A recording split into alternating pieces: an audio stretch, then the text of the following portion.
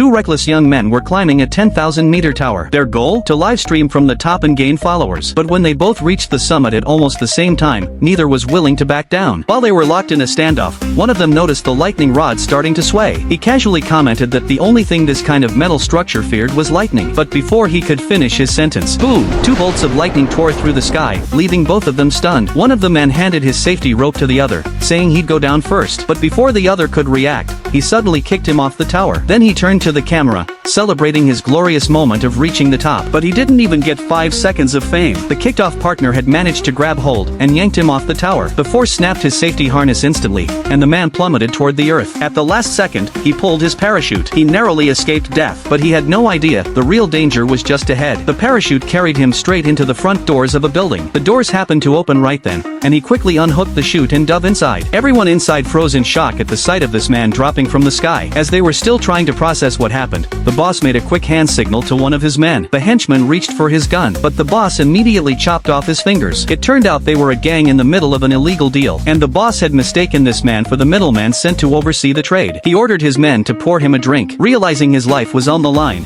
the man decided to play along. He put on a calm, confident face, but then the boss handed him a glass of red wine with a severed finger soaking in it. The man did everything he could to keep a straight face. He slowly drank the wine, pretending to savor it. Then the boss asked him for details about the goods. He had no idea how to respond. Just then, the doorbell rang. It was the real buyer. Panic flashed across the man's face, but in just 2 seconds, his expression hardened. Suddenly, he slammed his fist into the couch, furiously shouting at the new arrivals for showing up late to the deal. Everyone was thrown off. Both sides assumed he was the top boss sent by the other party. But then, out of nowhere, the two gangs turned on each other. Tensions rose fast, with both sides threatening to kill the other. The air grew thick with danger. A shootout was about to erupt. Suddenly, the man slammed the table and yelled for them to stop. He ordered both parties to open their trade cases at the same time and exchange items on a 3-second countdown. Just as he began to count, ding, the elevator bell rang again. The real middleman had finally arrived.